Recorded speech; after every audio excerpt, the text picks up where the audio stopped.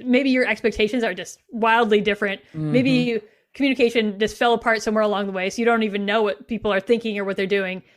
Thank you so much for listening to this episode of Earrings Off. We want to invite you to subscribe, rate, and leave us a review. You can find us on Facebook at Earrings Off Podcast and on Instagram at The Earrings Off Podcast. Welcome to Earrings Off. I'm Lou. And I'm Teresa. Let's get started.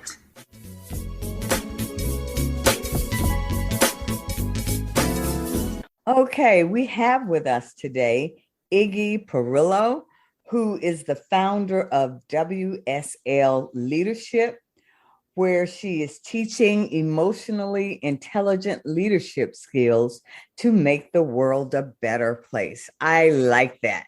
Can never get enough of whatever we need to do to make the world a better place. And now, You said it. that's needed now more than ever. So again, Iggy, welcome to Earrings Off, and we're going to jump right in.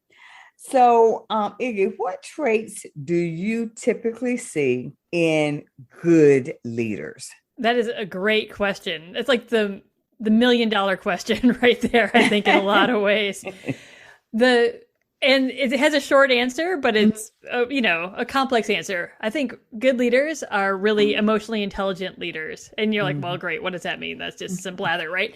But an emotionally intelligent leader builds trust and shows respect. And I think those are actually really tricky and complicated things to do, very nuanced in terms of how people operate. So trust and respect are the traits. Building trust, showing respect, the traits of a emotionally intelligent leader, which is really what makes a leader a good leader, I think. Well, I tell you, Iggy, that is interesting you say that. In past positions, I used to train directors, and I would do a training for new managers. And, at the end of the sessions, I would always share with the new managers that, to be honest, everybody's not ready to be over people, to have responsibility for leading, because it comes out in the way that people are disrespectful to subordinates. And I saw that so much. And it was like, really? You should never be over anyone. That is not leadership when you get people to do what you need because you berate them, you threaten them, and you take away their self-dignity. So I think you mentioned this great group of like these people are sort of new managers or rising leaders. Right. And like somehow people get this promotion and sometimes think, well, now I have to be a really tough drill sergeant and yell at people. That is the worst model of leadership to build trust. And it's so disrespectful to people working around you and a lot of times they were your peer and suddenly you're their boss or you're a step up. Yeah. And it's so just really detrimental. It's just a poor setup. And that mindset, if we could crush that mindset, it sounds like you've seen it. Oh, I think I've seen it. Would go so much further, so much faster. Things would be so much better. Right. So how do you then cultivate leaders? How do you get them to that point? Well, I think my practice involves helping people understand really what their core values are, right? Whether you're a leader, whether you're not, no matter what you're doing, you have some sort of core values that guide how you act. And if you're not clear on those, you sort of are just fumbling around and bumbling around. So I help people get clear on those first, but then to understand their strengths as a leader and to understand their strengths as a good leader, right? If your strength is yelling, that's actually not a great leadership situation. So, but how people operate, I think we have these sort of default modes of how they operate as a leader. So if I'm cultivating a leader or looking for more leaders out there, I want people who understand their values, like their foundation, what they stand on. They understand some ideas of their leadership strengths, but then the next sort of level is how to bridge from their strengths to someone else's strengths that don't align with their own. Right. So helping people understand how people think, operate, communicate differently for themselves. Because if we just cruise around thinking, well, everyone needs to talk to me how I want to be talked to. Everyone needs to communicate with me exactly, only through the channels that I can accept. Everyone needs to tell me things, exactly the way I can hear them. You're really not setting yourself up to be a great communicator, which is a key part of being a good leader. So really just helping people understand themselves first, and then after that, giving people skills, ideas, tactics in order to enact that leadership in really wise ways with the group they're in, their organization, their team, whatever the leadership context is for them. Yeah, yeah. And when you mentioned earlier about, your strengths, and I think that's critical too, because what I've also seen is that leaders who are good leaders, they don't have a problem with saying, you know what, that's not my strength. But that's why I surround myself. I build a competent team, not for me to be intimidated by you, but for you to bring your skill so that we can fulfill the mission of the organization. But so many times you see leaders who they don't want strong people on their team, and they don't want people who have the skills that are needed. They feel like they have to have every skill that's needed in a particular work division. Right. And I just never understood that. Yeah. Well, I think it's actually a sign of sort of people feeling insecure a little bit in their leadership. Right, if I can't have strong leaders around me that compliment me, right? Yeah. And I think actually strong leaders need to be able to challenge each other and like push each other to go further, go higher, do more, right? Yeah. So if I surround myself with people who are just going to be like, yeah, good idea, yeah, good idea, yeah, good idea, I'm just going to run myself right off a cliff. Like I'm not going to do well at all in any way. That is so true. You do need people who will challenge you and will question, okay, what are we doing? Why is this policy in place? I need to understand what we're doing, where we're going. Because to me, when you do that internally, then you're ready for the external challenges. When people come against you and want to understand, well, why did you make that decision? You prepared yourself. And so that's a great point. Yeah. And I think that internal conversation is always, how can we do this better, right? How can we do this better? How can we improve this? How can we make this smoother? Whatever better is in the context. Right. And you only find those things out by looking at critically at what you're doing now. Without a critical view, you can't improve anything. Very true. And also to go back to your earlier point about communication, when you're asking, how can we do this better? Where were the gaps? Maybe where were the pitfalls? What did we miss? I used to ask my team that, what did we miss? It's okay that we're being honest. You want to know. You want to know. Yeah, because I want to make sure, listen, we don't want to go down that path again. We need to correct that. But if people aren't comfortable with communicating that to you, if they know that your reaction to anything negative is such that you don't want to hear it, or they're going to be penalized, you don't get authentic feedback. And I think that's critical to leaders. Yeah. Without that trusting environment, you're not going to get that really good feedback, positive and constructive both, right? If you don't get that feedback, you're not going to grow. Right. Your projects are going to flounder. Nothing is going to you're not going to maximize the people on your team. It's just going to be one person doing one thing. Right. But why do you have a team then? Who are you leading if you can't engage anyone else on your mission, on your vision with you, and get the best out of them along the way? Like if it's just like my way or the highway, what kind of leadership is that? Yeah. Not great. Not great. You're right.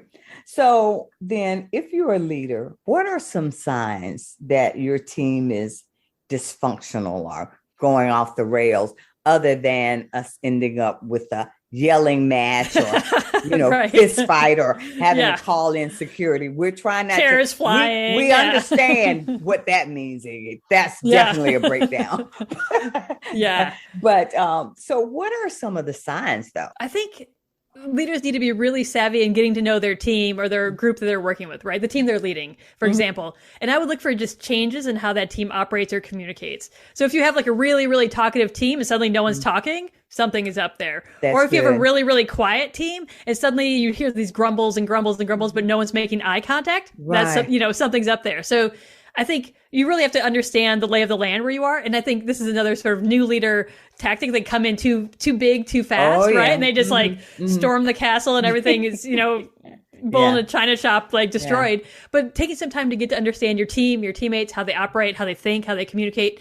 And then once you see, and so you're very wise leaders noticing these subtle changes and waiting, and not waiting for them to become bigger and bigger. And then suddenly hey, someone's never emailing me back. Hey, someone's never, somehow my calls always go to voicemail for them. They never take my call, whatever it is.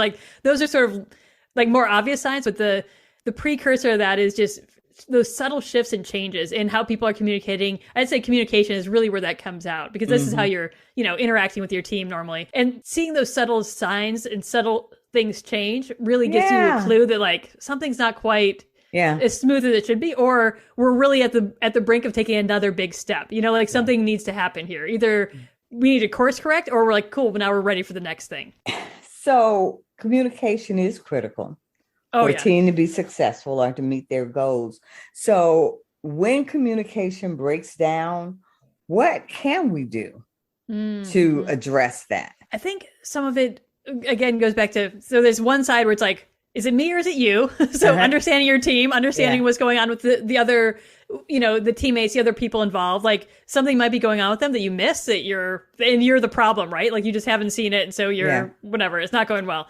And I think there's another layer where like really taking that time to make sure you were right in your assumptions. We make so many assumptions about how people operate and how people communicate. Yeah.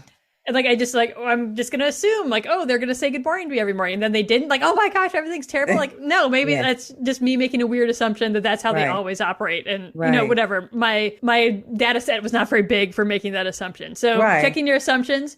And I think there's really, I always end up talking to leaders about like, have the conversation, talk to the person, have the conversation, talk to the person. Yeah.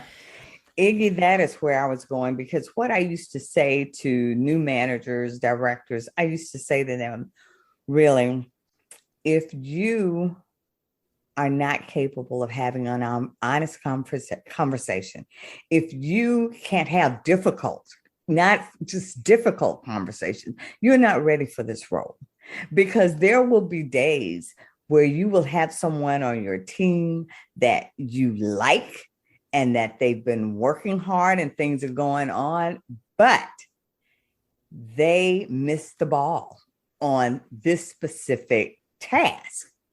And you're going to have to address that.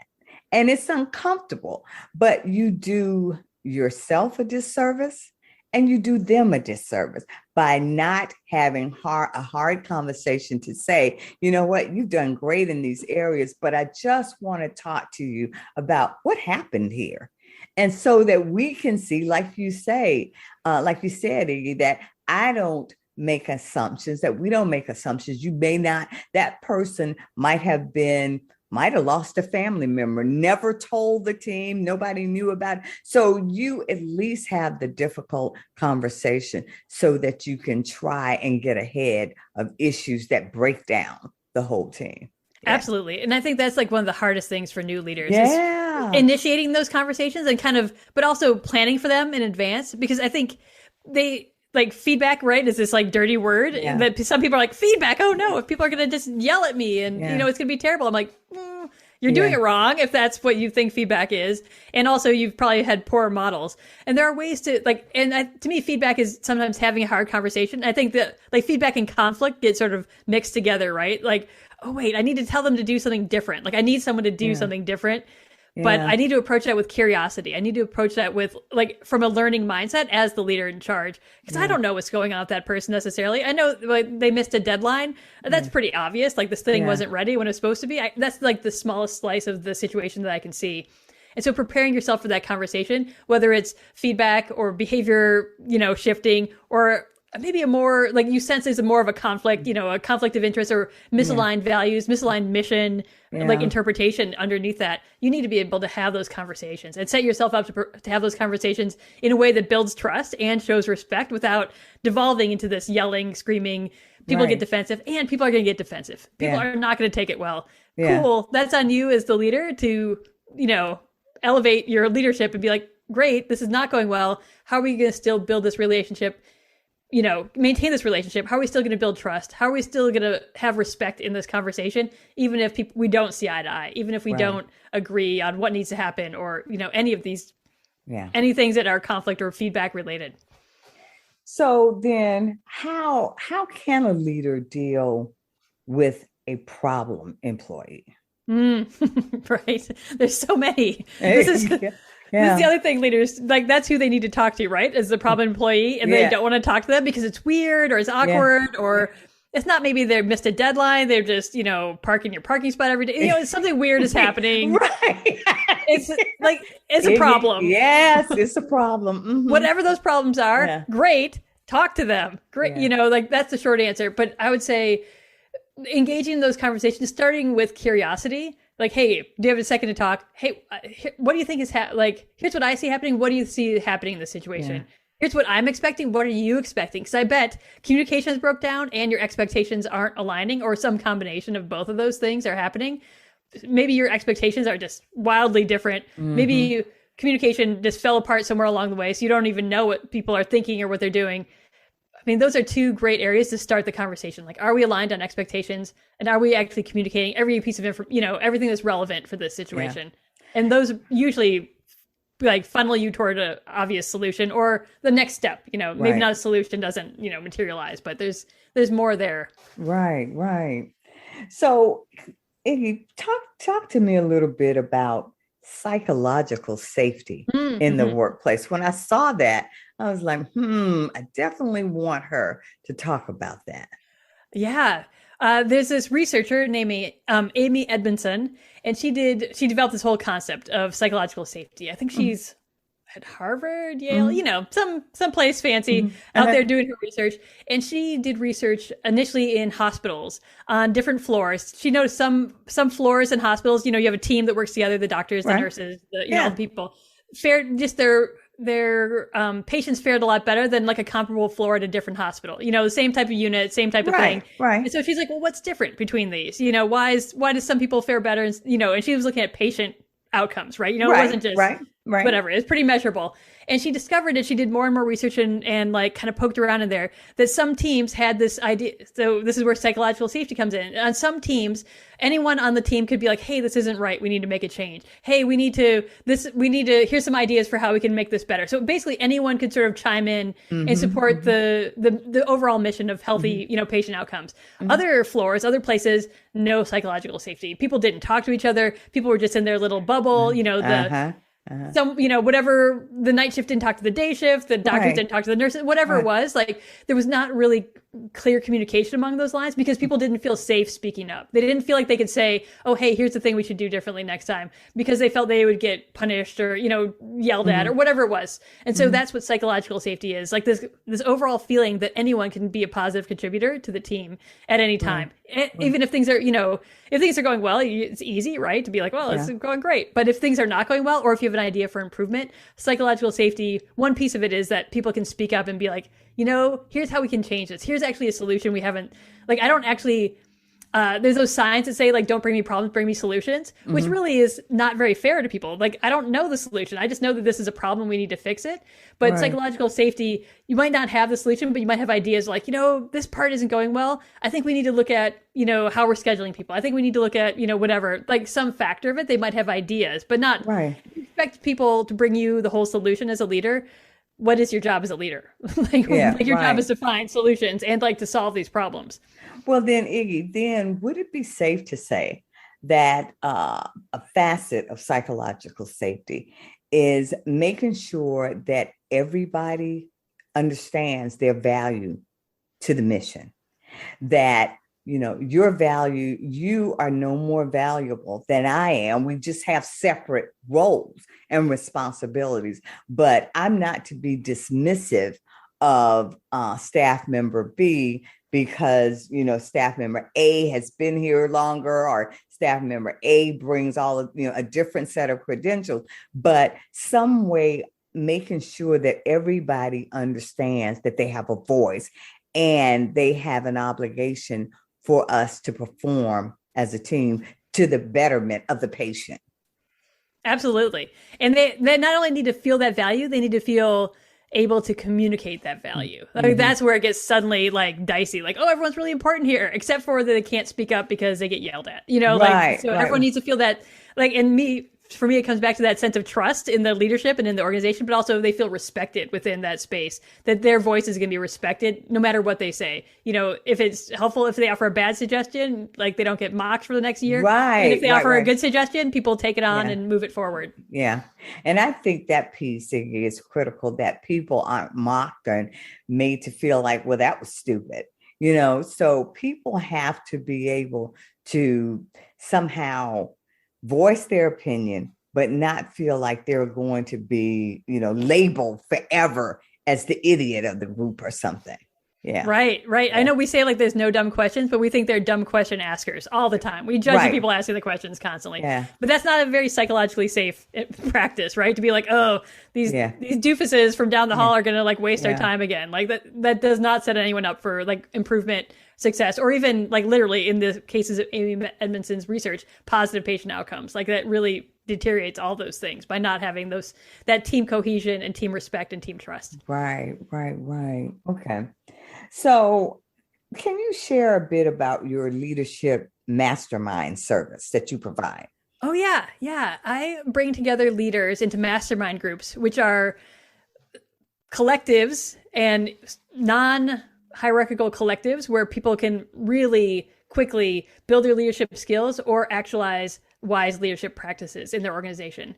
I know as a leadership trainer, I can give you a skill, I can give you a training, I can do these types of things, but the nuance of how you apply it in your situation is so different for each person. And even if you have the same job as someone else has the same job, in a different organization, if you're the same type of thing, great. I love to bring together people from the same type of jobs in different organizations, same type of role, and have them discuss their leadership challenges, but also their leadership needs, and then serve as resources for each other. So it's this facilitated group that's driving everyone to be a more wise, more effective, more powerful leader through a shared group experience is the best way I can describe it. So I'm always cultivating people who want to develop as a leader and actualize their leadership and put them in a group. We meet together for a couple months, depending on the type of the group, and they are able to discuss what their actual challenges are and get these amazing feedback from all these people who are in the same boat, essentially.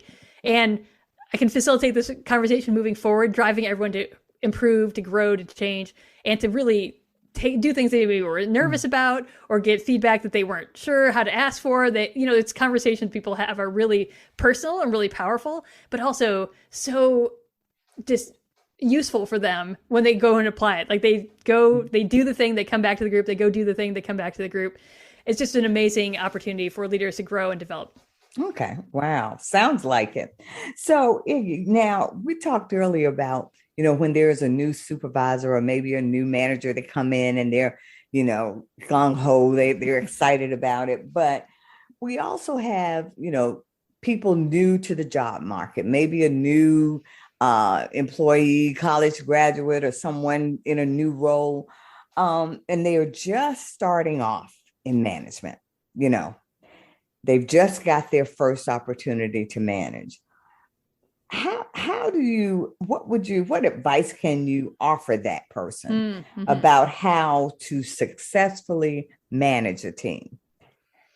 Right. Thing one is take your time getting to know the team. Even if you were already on the team you just got promoted, from within the same team, get to know the team and the people on it from sort of your management perspective, whatever that is, like how people communicate, how they operate, who does what, how they actually like to work, how they think through their processes. Are they the verbal person? Are they the quiet person off in the corner? Right. Are they the introvert, the extrovert?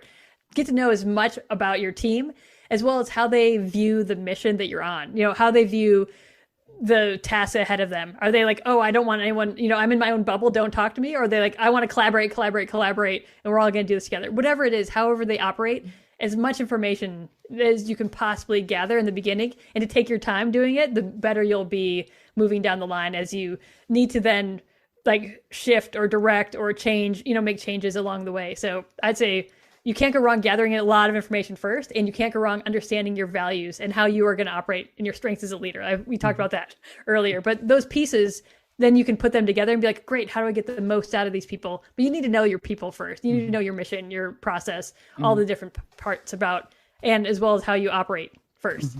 Okay.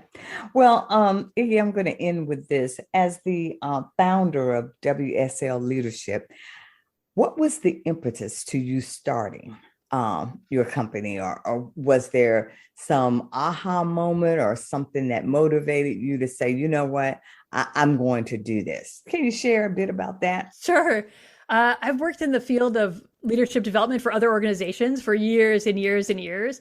And I got to this point where I sort of wanted to do it my own way. Like I wanted to do masterminds. I want to do training on the things that I think people really need. I want to talk about psychological safety and emotional intelligence. I want to talk about trust and respect. And then working for all these other employers all over, over time, I'm like, there's a little piece here and a little piece there. So I feel like I had just gathered enough, I don't know, body of knowledge, body of experience to be like, I think I have a way to do this that's going to be super effective and actually make the world a better place and really reach and connect with people as they go through their leadership career, their leadership role, whatever it is, however they actualize leadership in their life or their sport. Like the WSL stands for your work, sport, and life. So I work with leaders in all these venues. So I formed my business because I really wanted to support people in the way that was best for me and maybe not be constrained by how another organization likes leadership development to happen. Okay. Wow. That's wonderful. Well, those are all of the questions that I have for you today. Thank you so much for joining us here at Earrings Off. I don't know if you have something you want to say before we end. Yeah, we talked about conflict and working on that a little bit. And I have a conflict management checklist, an emotionally intelligent conflict management checklist that people can download. And I don't know if you have show notes or where it is, but it's at wslleadership.com/conflict. So folks can just get an idea of like how to think through and plan before they have to have that hard conversation. And then steps through to go through the conversation and how to follow up at the end. So you're maintaining that trust and respect in that relationship. So I'd love if anyone is interested, they can just grab it. It's a free download. And I would rather have more leaders making the world a better place out there by having these hard conversations. So, okay. Thanks for coming on Earrings Off. And we wish you the very best.